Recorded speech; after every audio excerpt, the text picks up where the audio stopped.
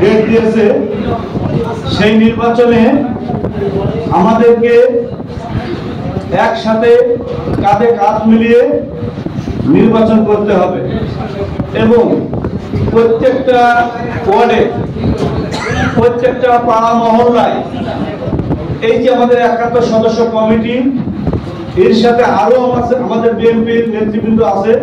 কারণ একটা ওয়ার্ডে প্রায় ২০০০, ২৫০০, ৩০০০ করে ভোট, কিন্তু সবাইকে তো এই কমিটির ভিতরে আমরা জায়গা দিতে পারি না। তাই এই ৭১ সদস্য কমিটি তাদেরকে নিয়ে প্রত্যেকটি পাড়ায়, প্রত্যেকটি মহল্লায় তারা ধানের শীষের জন্য ভোট যাবে। এটাই আমাদের সবাইকে একসাথে কাজ করতে হবে। আপনারা জানেন ১৭টা আপনারা সেই কষ্ট করতে চান?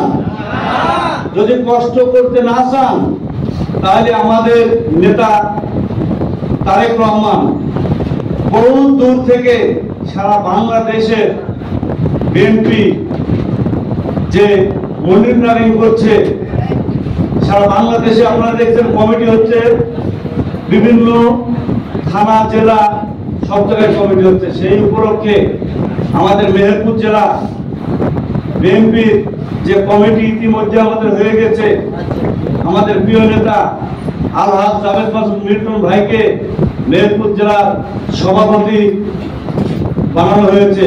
তার জন্য আপনারা দোয়া করবেন। আমাদের দেশ নেত্রী বেগম খালেদা জিয়ার জন্য দোয়া করবেন। আমাদের তারেক রহমানের নির্দেশ আমরা জানি অক্ষরে অক্ষরে পালন করতে পারি, সেই কাজটা আমাদের করতে হবে।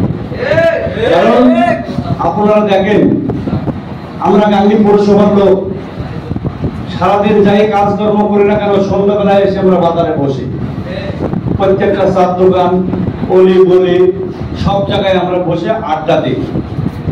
আপনারা আড্ডা দেবেন, সব ঠিক আছে, কিন্তু ওই চার দোকানে ৫টা ১০টা যদি লোক থাকে, তাদের কাছে আপনাদের তারেক জিয়ার গুণগান গাইতে হবে, আমাদের মিল্টন সাহেবের গুণগান গাইতে হবে, ধানের শীষের ভোট চাইতে হবে।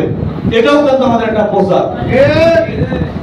তাই আপনাদেরকে অনুরোধ করব, সামনে ২৬ সালের আমাদের নির্বাচন, এটা একটা চ্যালেঞ্জ ছুড়ে দিয়েছে আমাদের নেতা।